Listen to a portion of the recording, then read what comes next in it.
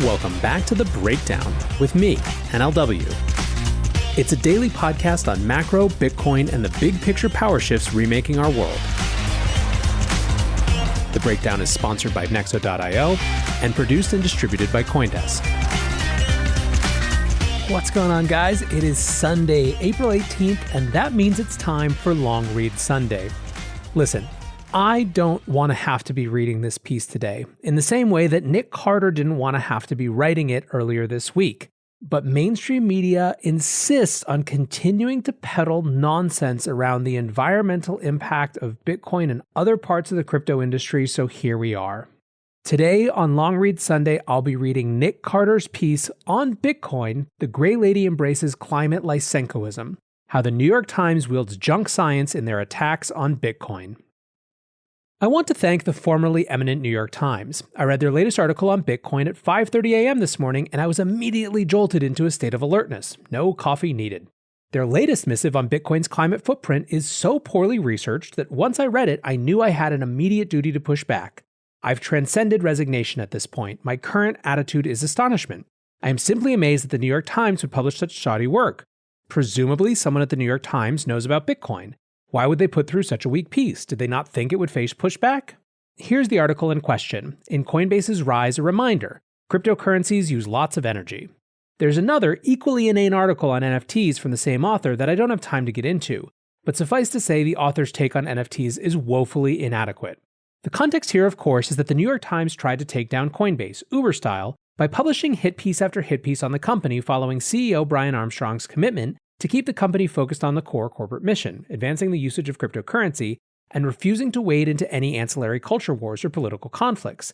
Reasonable enough, right? Not in current year. This unforgivable crime of staying focused put a gigantic target on Coinbase's back and caused the NYT to direct considerable resources to tearing down the startup.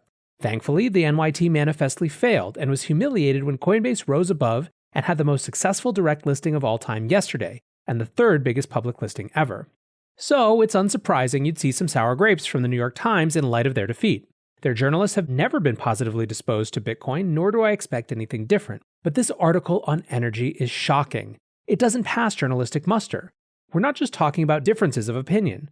We're talking about complete misunderstandings of Bitcoin and a reliance on junk, thoroughly rebutted academia. You actually don't need to know anything about Bitcoin to ascertain that this article's core claims are invalid. Just the willingness to actually chase down the sources in question and evaluate their credibility. Let's get to the article.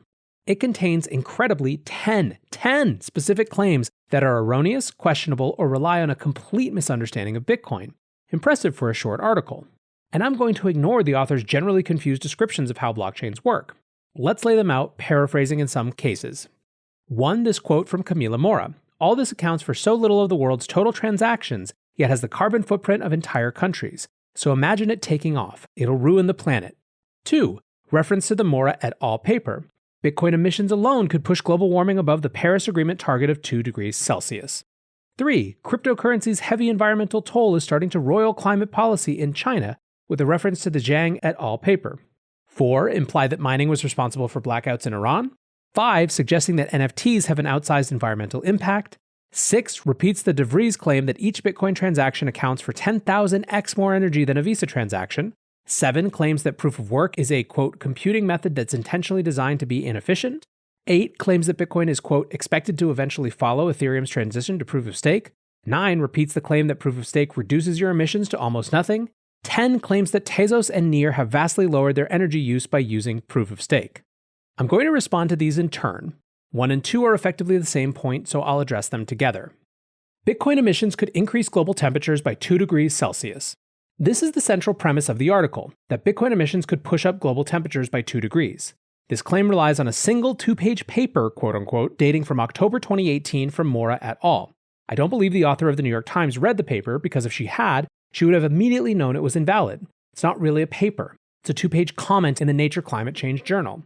The problem is that it's paywalled, so New York Times readers can't easily evaluate the source material itself. Citing paywalled work is pretty insidious, but at least we have the wonderful Sci-Hub, powered by Bitcoin donations, as a convenient paywall buster. So if you want to read the paper, paste the link into Sci-Hub and you should get the PDF. I don't often say this, but the Mora paper is complete nonsense. It's nonsense. It relies on a delusional, fictional conception of what Bitcoin is. You don't have to take my word for it. It's so egregious that there have been no fewer than 3 comprehensive rebuttals written. But you don't have to be an academic to spot the flaws with the paper. The paper is so incredibly brief and non-forthcoming in a methodological sense, so it's hard to fully infer the approach. From what I can tell, the approach is as follows. 1. Rely on existing academia and hash rate and miner data to determine the energy and carbon outlay of the Bitcoin system as of 2018. 2. Devise a per-transaction energy cost of Bitcoin by dividing that energy cost by the number of transactions processed. 3. Assume 314 billion digital transactions per year. 4. Assume that Bitcoin transactions will follow the average growth trajectories of other technologies and account for many of those 314 billion transactions.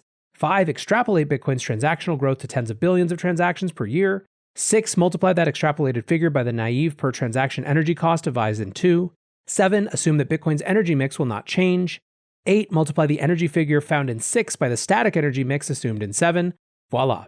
Bitcoin is warming the planet by 2 degrees Celsius. The problems with this analysis are endless. The first is that the transaction energy cost analysis is completely flawed.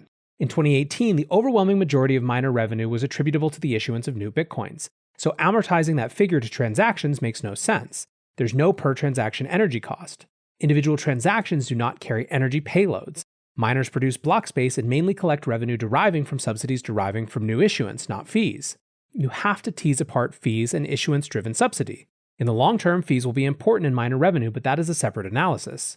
You can't use numbers from 2018, when miner revenue is almost exclusively issuance-based, to derive estimates on what a fee regime would look like.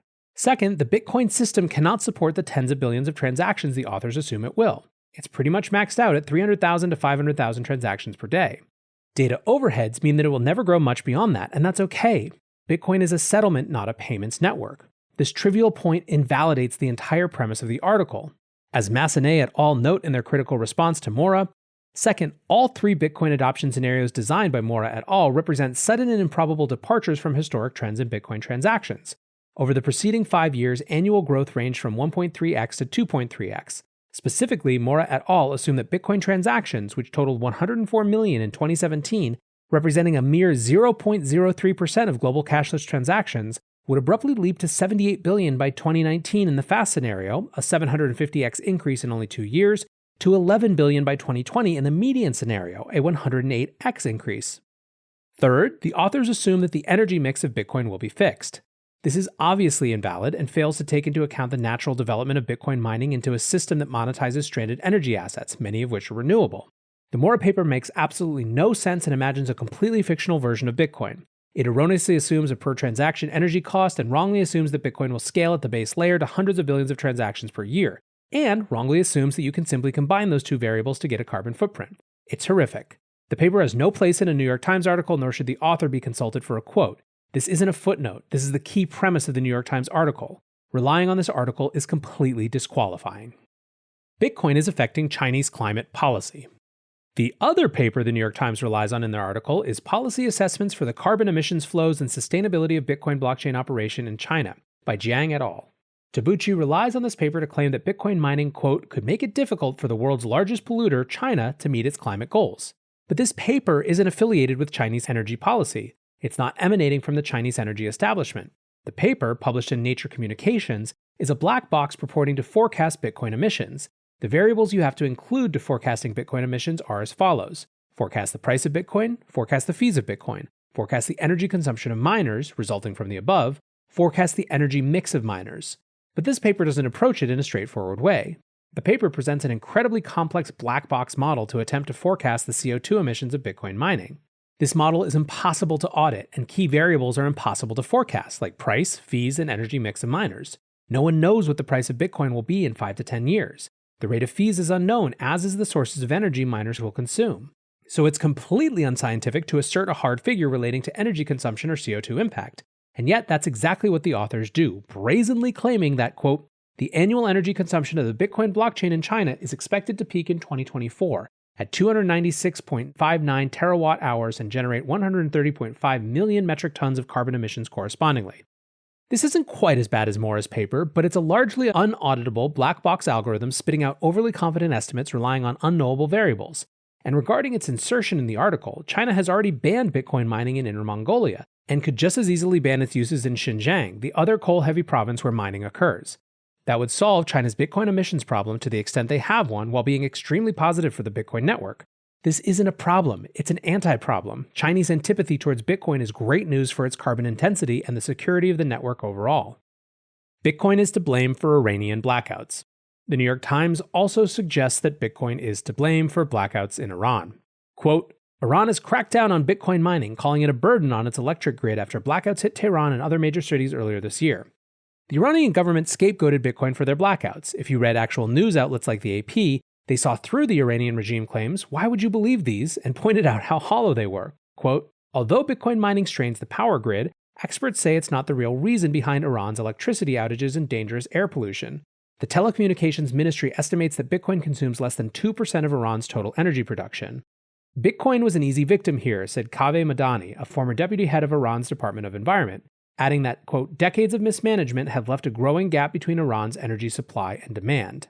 Why the New York Times is uncritically repeating propaganda disseminated by the Iranian regime is beyond me. NFTs have an outsized environmental impact. There's a lot to say on NFTs, but I'll just repeat what I told Art News.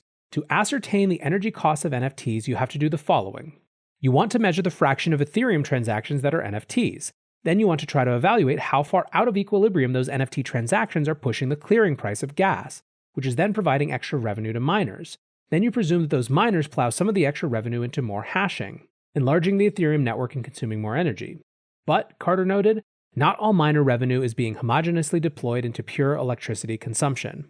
As far as I can tell, no one has really done this analysis so far. To really understand the carbon footprint of NFTs, you'd also have to determine the energy mix of ETH miners, which no one has done either. NFTs are a single-digit percentage of Ethereum transactions. As I point out in the article, 30,000 NFT transactions versus 1.2 million ETH transactions when I last ran the numbers. They don't really move the needle energy-wise. The author's parallel article on NFTs could do with an entire teardown of its own. There's passages which are just ... false. Quote, in a nutshell, when an artist uploads a piece of art and clicks a button to mint it, she or he starts a process known as mining, which involves complex puzzles, awesome computing power, and a huge load of energy. Oh my god, I'm sorry, NLW kicking back in here. I hadn't read that line carefully, and I can't even believe that that's in here. Whew. All right, guys, back to it. Back to the article. This is back to Nick again. This just simply isn't true. I don't know how else to put it. Minting an NFT does not kick off a causal chain which leads to miners powering up their machines. They are mining anyway.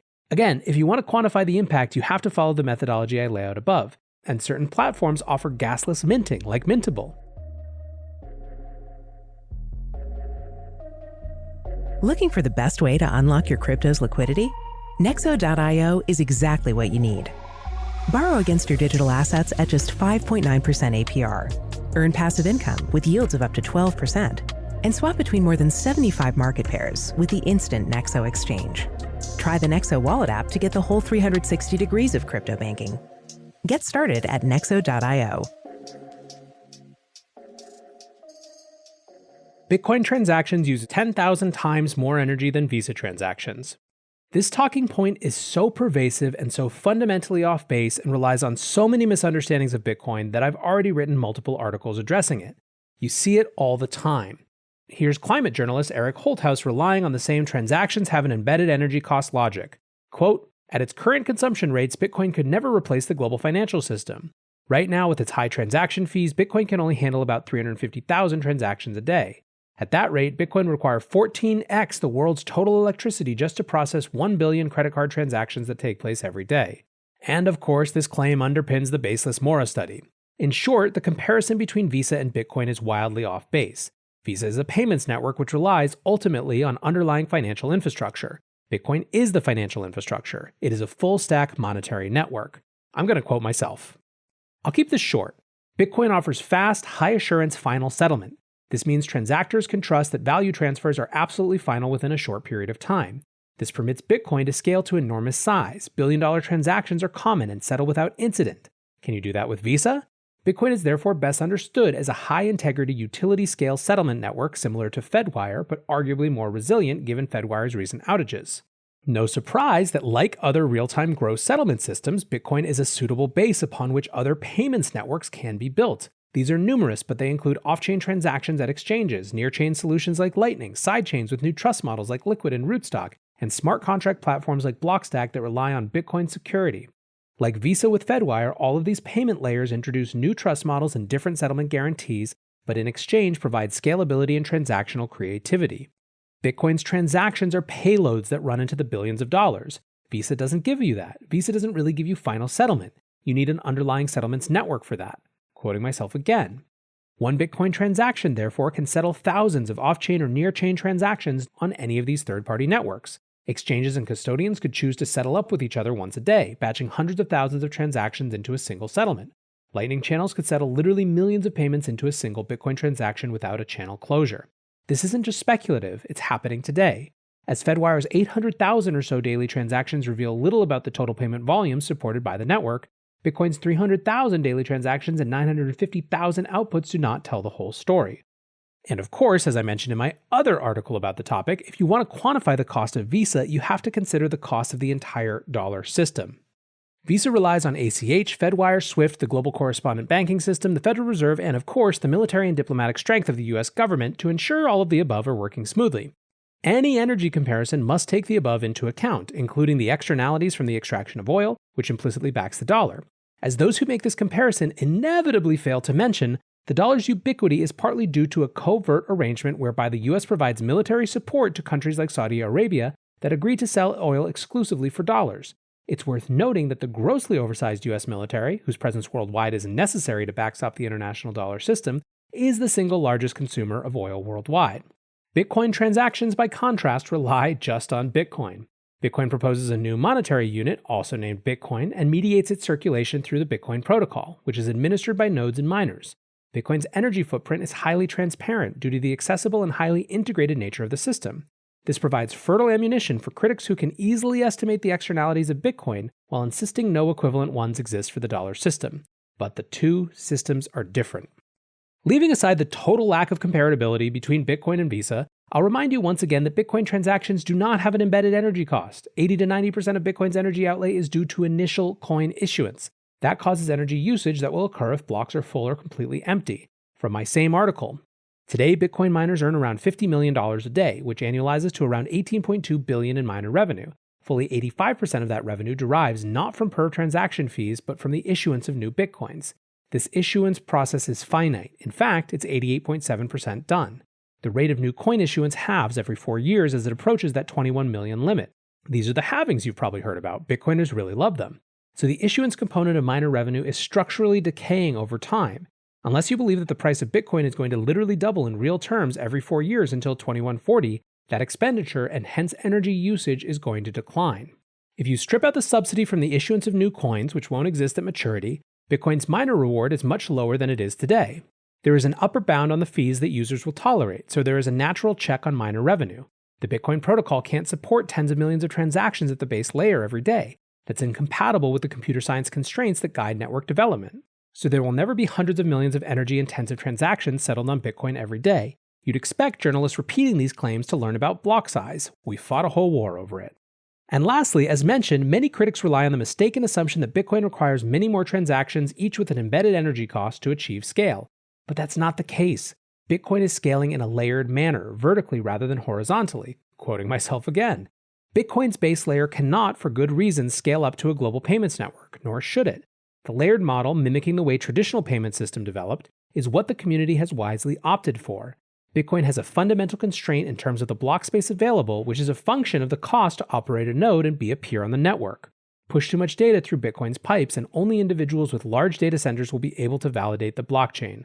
The trustlessness of the system evaporates in that scenario. Proof of work is designed to be inefficient. This betrays another misunderstanding of proof of work in Bitcoin. Most of the energy outlay for mining comes from the revenue provided by the issuance of new coins.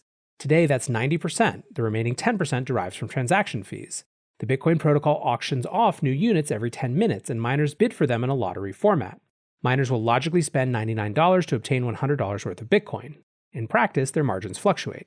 This is how Satoshi determined Bitcoins would be trustlessly distributed from scratch without a third party. So the vast majority of miner revenue, and hence energy outlay, relates to the initial distribution of Bitcoins from scratch. This is no different from energy spent to extract gold from the Earth's crust. Is that inefficient too? Now, you read this charitably and see this as a reference to the difficulty adjustment mechanism, which makes mining harder as more hash power comes online. But what does inefficiency mean here? Is there some optimal ratio of energy spend to transaction volume that the author is targeting? What is the acceptable number? Bitcoin users spent around $8.5 million in fees yesterday to send around $19 billion worth of Bitcoin. That's a take rate of 4 basis points. Bitcoin will transition to proof of stake. This is false. This is simply not in the roadmap. No one wants it. Proof of work is inherent to Bitcoin and is what provides the assurances that make Bitcoin work. You'd be hard-pressed to find a single Bitcoiner who would express a desire to move to proof of stake. Already a number of influential Bitcoin developers and community members have expressed their astonishment at this claim. It's a bit like reading an article on Venezuela that claims it's a country in Africa, or an article on Catholicism claiming that it's a polytheistic religion. It's just stunningly wrong. Changing something that essential to the protocol would be complete heresy.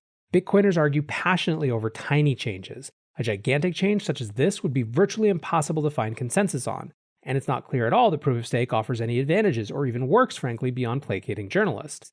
You'd expect a journalist reporting on Bitcoin to know enough about the Bitcoin community to not make elementary mistakes such as these. This is nothing short of a credibility destroyer. Update. As I was writing this article, the journalist stealth-edited the article in response to backlash, adding, without inserting any notice of correction in the article, the caveat that, quote, though some critics say Bitcoin will eventually need to follow, particularly if an environmental backlash grows, there are no current plans to do so, and such a move is unpopular within the Bitcoin community. Obviously, unacknowledged stealth edits are journalistic malpractice, but who at the New York Times would know this, given that they fired their public editor? Proof of stake reduces your emissions to almost nothing. This claim contains 2 embedded assumptions, both of which are false in my view. 1, proof of stake offers equivalent assurances to Bitcoin. 2, there are no costs associated with proof of stake. For a full teardown, scroll to the end of my recent article on the topic. I'm going to quote myself on the first point.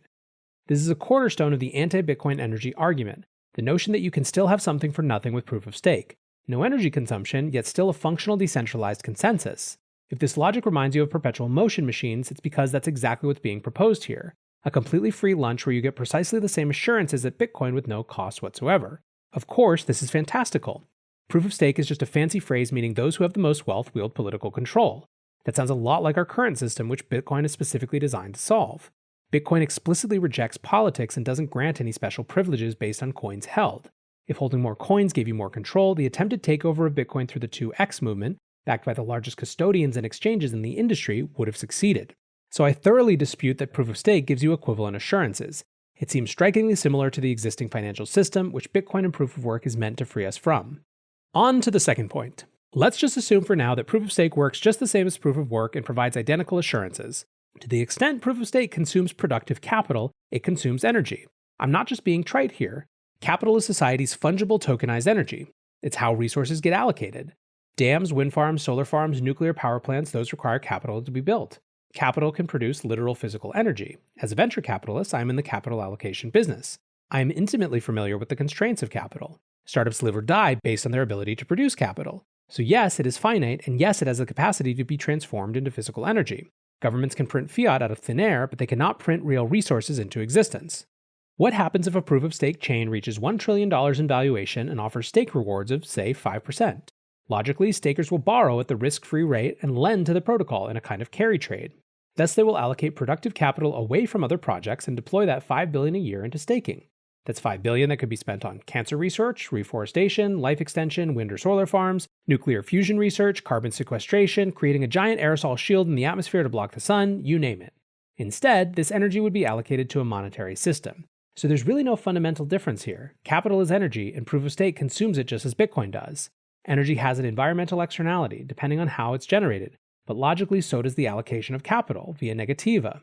That capital could always be put to work towards carbon-negative projects. As always, emissions are not a monetary question. Emissions are a policy question. It's up to governments to work with the private sector to design grids that are sustainable, not scapegoat useful monetary technologies. Tezos and Near have vastly lowered their energy use by using proof of stake. Tezos and Near consume virtually no physical energy. Capital is another question, but they haven't lowered their energy use. They didn't have any to begin with. They didn't switch to proof of stake. They began as proof of stake networks. This comes with obvious trade-offs. Both had to be issued as a sale by centralized entities. There's no way to trustlessly distribute units of new currency without proof of work, which is why Ethereum, even though it intends to move to proof of stake, launched on proof of work. And of course, you have the questions of whether Tezos or Near offer the same assurances of Bitcoin. I think the answer is an unambiguous no, but frankly, both systems are too young to yield a determination.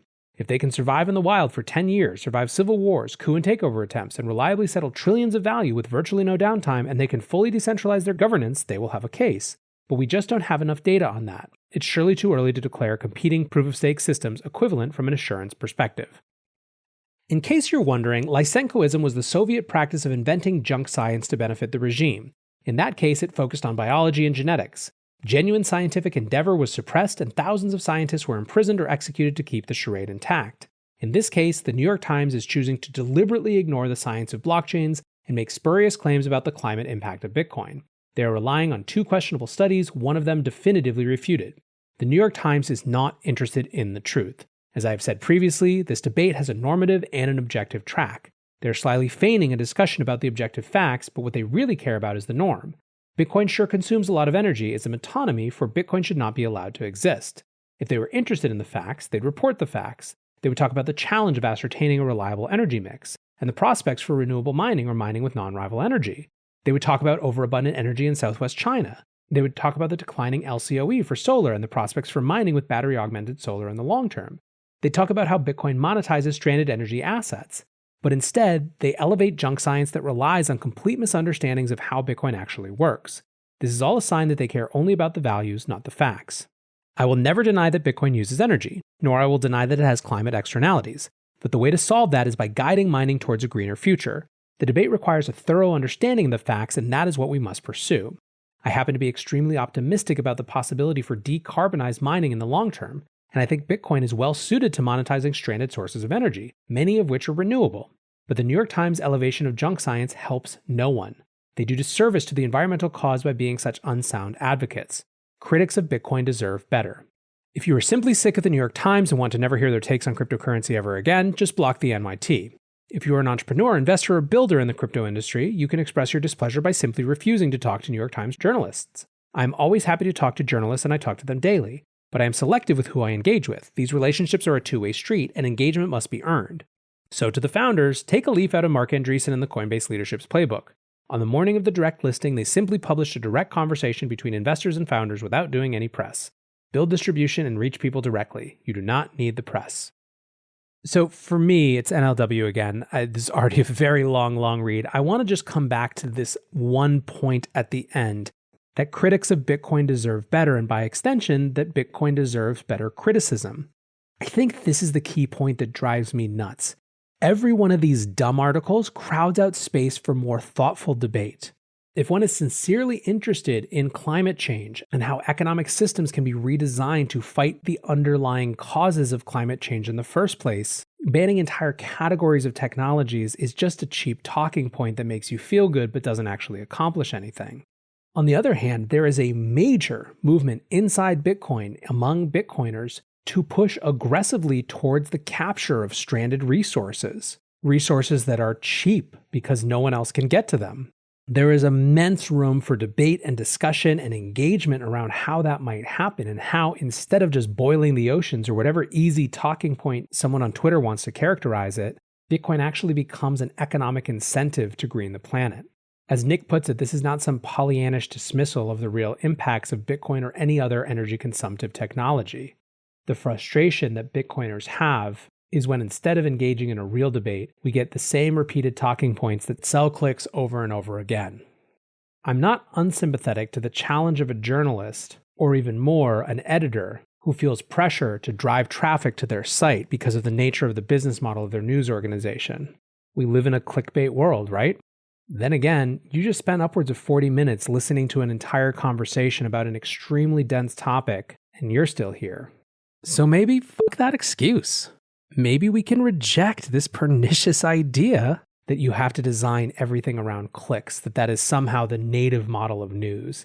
Maybe we can reject that and point to all of these examples of where it's simply not the case. For now, though, I appreciate you listening, for you making it all the way through this. Until tomorrow, guys, be safe and take care of each other. Peace. We're witnessing the greatest paradigm shift in finance in modern history. Join thousands of newsmakers and influencers talking the future of money at Consensus by CoinDesk. A live virtual experience of leaders, changemakers, virtual reality meetups, keynotes from Ray Dalio, Gary Vaynerchuk, and much more. Get an up-close look at the boom in crypto, the surge in institutional investment in Bitcoin, the NFT mania, the breakneck innovation in decentralized finance, and the coming disruption from central bank digital currencies. The Breakdown listeners can visit events.coindesk.com and use the promo code BREAKDOWN to save $25 today. Join us May 24th through May 27th for Consensus by CoinDesk, and register today at events.coindesk.com because ticket prices go up at the end of this month. Thanks for listening, and we'll see you there.